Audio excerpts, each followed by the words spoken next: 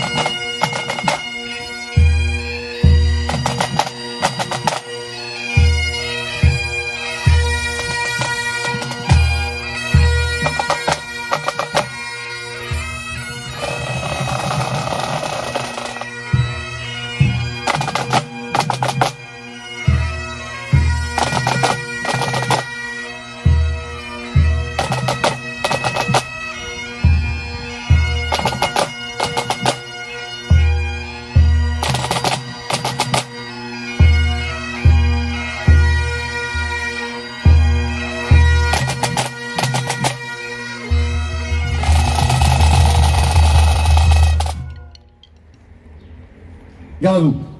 Drapeau.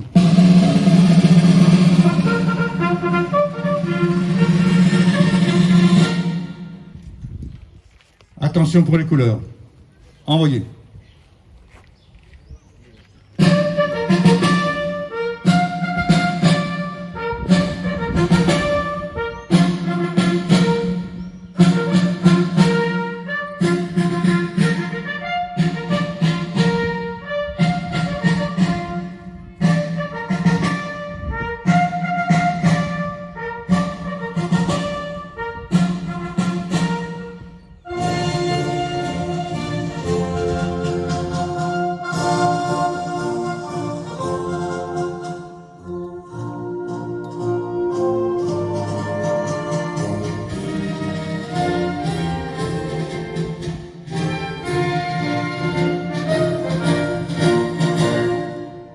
Repos.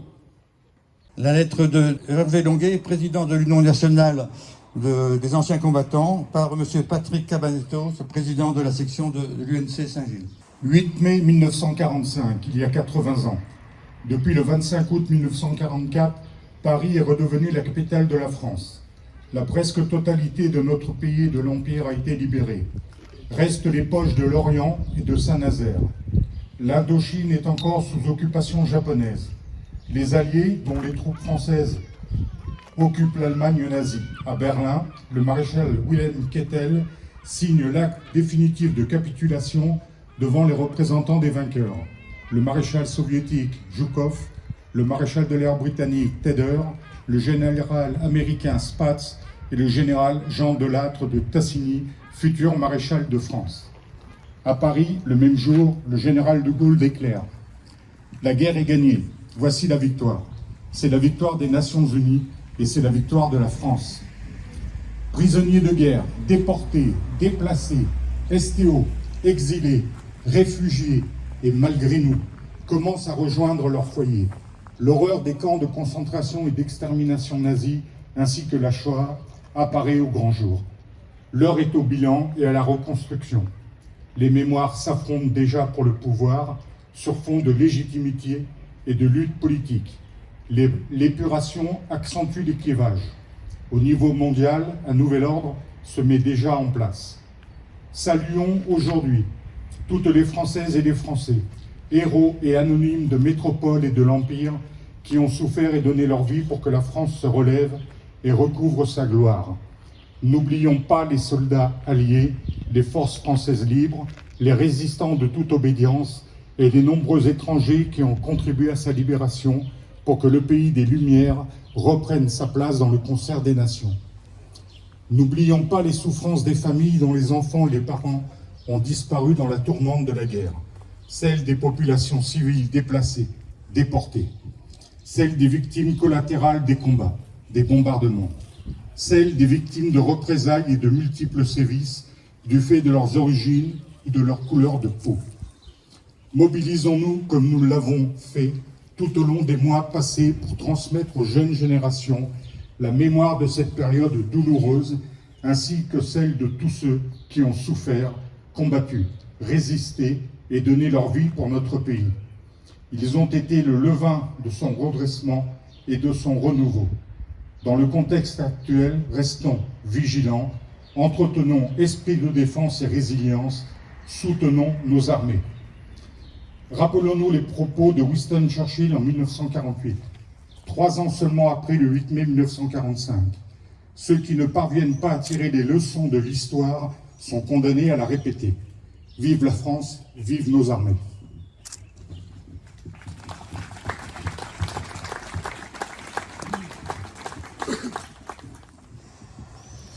Merci mesdames et messieurs, je voulais bien sûr vous souhaiter la bienvenue à Saint-Gilles-Croix-de-Vie, vous dire que ce moment est un moment important, puisque c'est un moment de souvenir, c'est un moment de mémoire, et que comme tous les moments de mémoire, on les commémore ici, chez nous.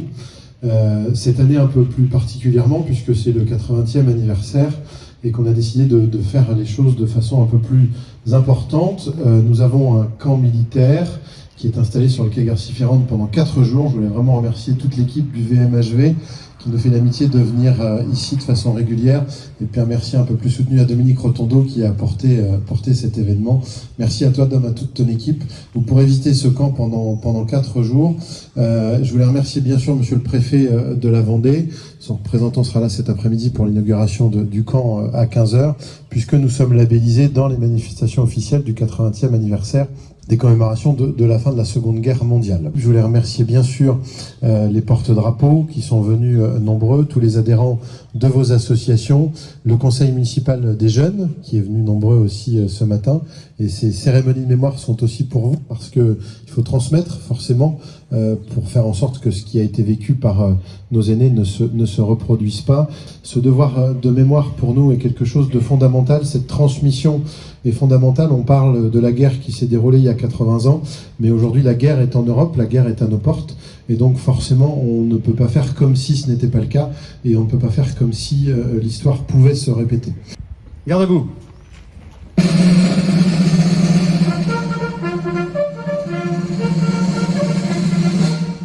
Ouvrez le banc.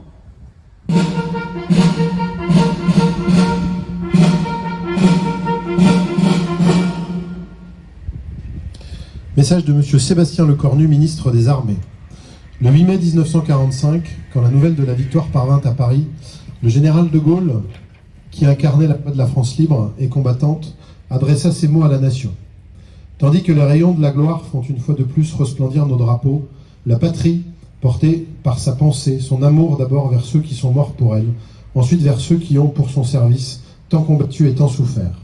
Pas un effort de ces soldats, de ces marins, de ces aviateurs, pas un acte de courage ou d'abnégation de ses fils et de ses filles, pas une souffrance de ces hommes et de ces femmes prisonniers, pas un deuil, pas un sacrifice, pas une larme n'auront donc été perdus. Le sacrifice pour la victoire avait été immense. Aux soldats morts, blessés, prisonniers, aux résistants foudroyés ou torturés, s'ajoutaient les civils assassinés et déportés, en particulier les juifs morts dans la Shoah, ainsi que les champs de ruines laissés par les durs combats de la libération. La France était meurtrie, mais un peuple entier avait survécu à l'une des pires épreuves de son histoire grâce au soutien de ses alliés. Le 8 mai 1945, à l'heure de la capitulation allemande qui allait bientôt être celle de la découverte de l'ampleur des crimes nazis, l'heure était aussi déjà à la reconstruction, pour que jamais ne se reproduisent les erreurs de 1940 et pour que la France renoue avec sa grandeur. C'est dans l'épreuve que se forgent les grandes nations, et le 8 mai 1945, la France décidait de se choisir un grand destin. Dans l'effervescence de la victoire, et pour faire écho aux immenses sacrifices consentis pendant les années de guerre, les Françaises et les Français reprenaient confiance en eux-mêmes. Ils choisissaient de redonner au pays son indépendance, sa puissance, sa prospérité, dans un monde où tous les équilibres se redessinaient autour des deux grandes puissances. Alors que le cycle des commémorations du 80e anniversaire de la Libération se termine, dans un monde où les menaces se multiplient, où des menaces anciennes planent à nouveau sur le pays, alors que les rapports de force internationaux se reconfigurent, souvenons-nous des sacrifices qu'une génération entière de Françaises et de Français a acceptés pour libérer notre pays, pour le reconstruire et pour nous donner les moyens de notre souveraineté. Vive la République, vive la France. Fermez le banc.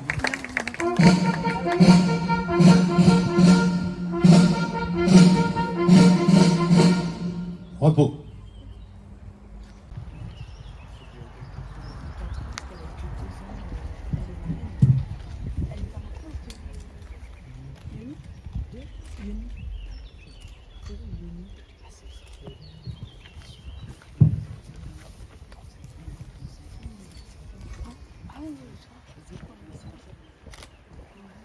Nous allons procéder à la lecture des morts. Monument de Croix-de-Vie. Monument de Saint-Gilles-sur-Vie. Monsieur Archambault Joseph. Mort pour Monsieur la France. Brou. Mort pour la Monsieur France. Barreto Henri. Monsieur Buchou. Mort pour la France. Mort pour la France. Monsieur Benetto. Monsieur Christian Jean-Louis Michel. Mort pour la France. Mort pour la France. Monsieur Berdin. Monsieur Dandillon Émile. Mort pour la France. Mort pour la France. Monsieur Biba. Monsieur Louis. Mort pour la France. Monsieur Grodier Joseph. Mort pour la France. Abel. Monsieur Carpustin. Mort pour la France. Guy Louis. Monsieur mort pour la France. Raoul Jean-Louis. Monsieur Martin mort Pierre. Mort pour la France. Monsieur Chauvin Michel. Monsieur Théo mort pour la France. Monsieur Dupont Edmond, Louis, mort pour la France, Auguste, Monsieur Guénaud Jacques, mort Monsieur Simoneau André, Monsieur Fortin mort pour la France, mort pour la France, Monsieur Stéphane Joseph, Monsieur Geoffroy mort pour la France, Pierre, Monsieur Trichet mort pour la France, mort pour la France, Monsieur Loger, Monsieur Biot, Paul mort pour la France, mort pour la France, Monsieur Lumière Charles, mort pour la France, Monsieur Morin Méolis, mort pour la France, Monsieur Maury Dominique, mort pour la France, Monsieur Bouclé Barthélemy, mort pour la France, Monsieur Ruchot Léon, mort pour la France.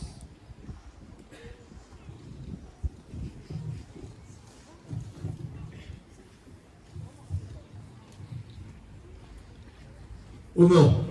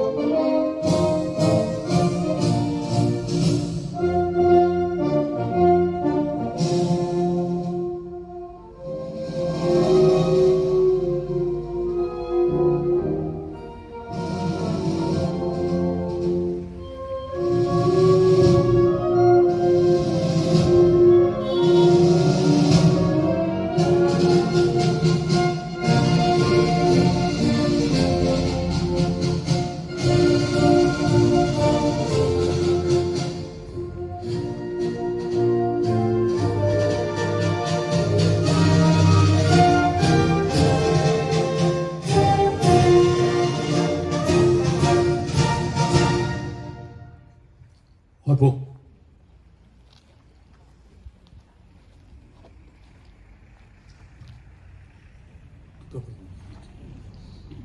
Nous allons assister maintenant à la remise d'une décoration.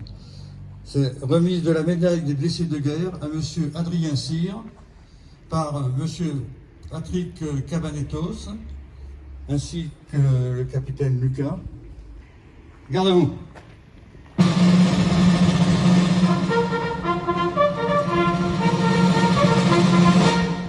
Récipiendaire, rejoignez votre emplacement.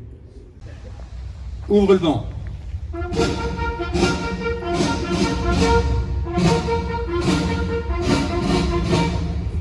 Éloge de M. Adrien Cyr. Adrien Cyr s'est engagé le 2 mars 2010 à l'École nationale des sous-officiers d'actifs de Saint-Mexan-l'École. Promis sergent, il intègre l'école de génie à Angers dans la spécialité génie combat. Il obtient son brevet supérieur. Projeté en Afghanistan pour l'opération Pamir du 11 mai au 3 décembre 2012, le sergent Cyr a intégré l'armée afghane pour former des spécialistes dans le domaine du déminage. Au cours d'une embuscade, son groupe a été violemment pris à partie, lui occasionnant un état post-traumatique irréversible. Ce traumatisme constitue une blessure de guerre pour laquelle il lui a été attribué la médaille blessure de guerre. Procédez à la remise. Adrien Cyr, au nom du ministre des Armées, nous vous décernons la médaille des blessés.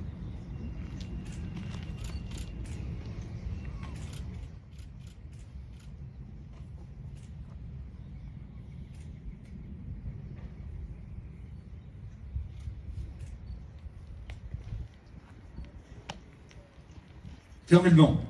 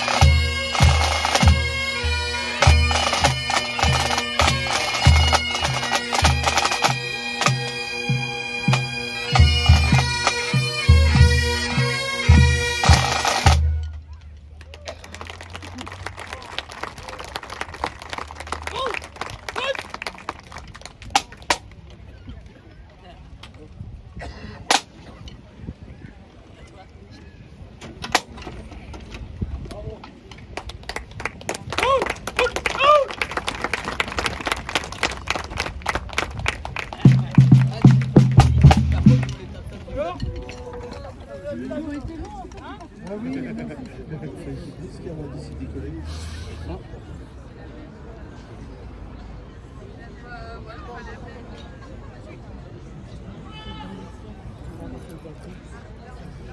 sera bien haut. Oui, si, assez quand même.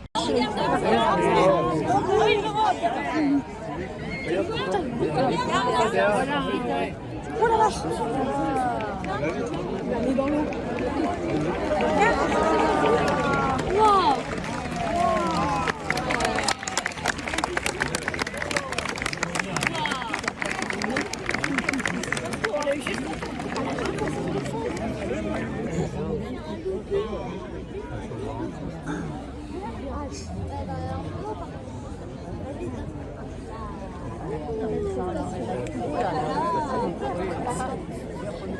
Il va tomber dans l'eau tout à l'heure.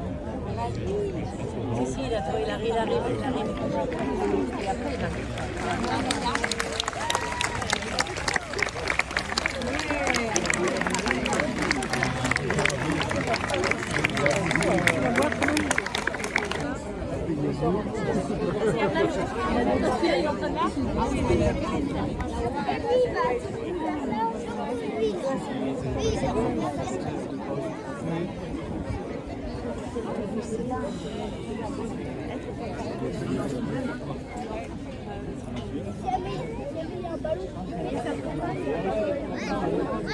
C'est la même.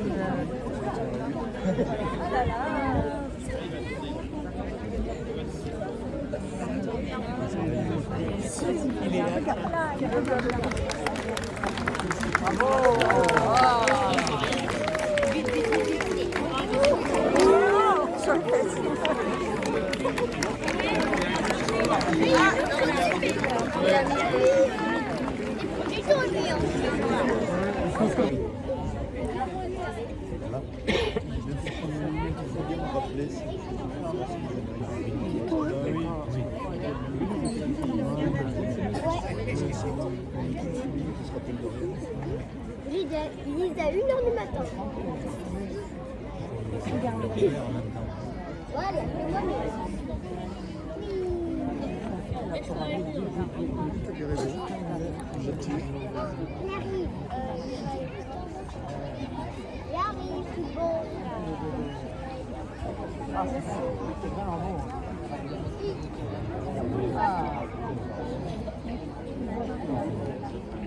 Il y a doucement celui-là.